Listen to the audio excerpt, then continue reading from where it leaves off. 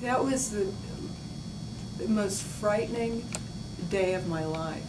It was like getting a death sentence, and I just could not believe it. It was so frightening that I didn't sleep for 24 hours, and I just, didn't know what I was going to do because I thought that cancer was the end of the world. And then, I realized it wasn't. And not just because I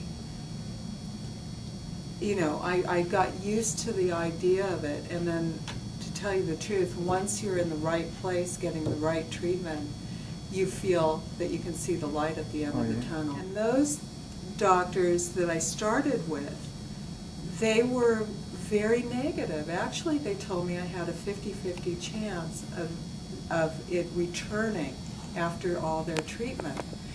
And when I came over to Dr. Beecher, he was so positive, and he said, I wish you'd come here first because you wouldn't have had to do the chemotherapy.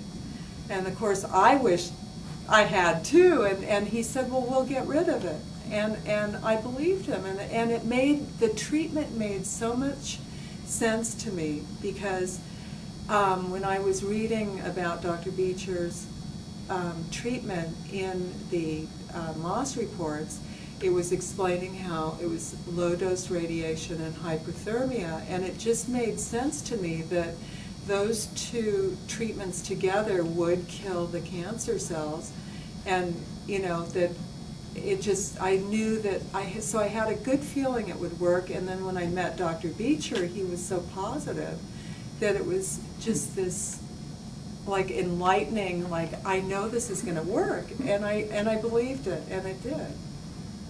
The treatment was easy to go through. It was painless.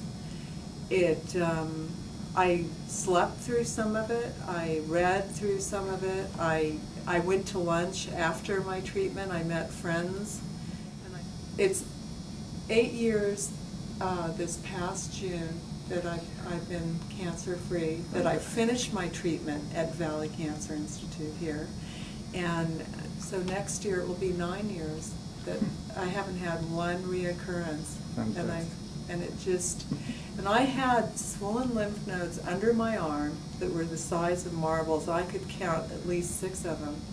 And I had still the lump in my breast. And, the way it was treated, it just dissolved everything. And the lymph nodes went back to their original size, and I was never operated on, and all I ever had was a biopsy.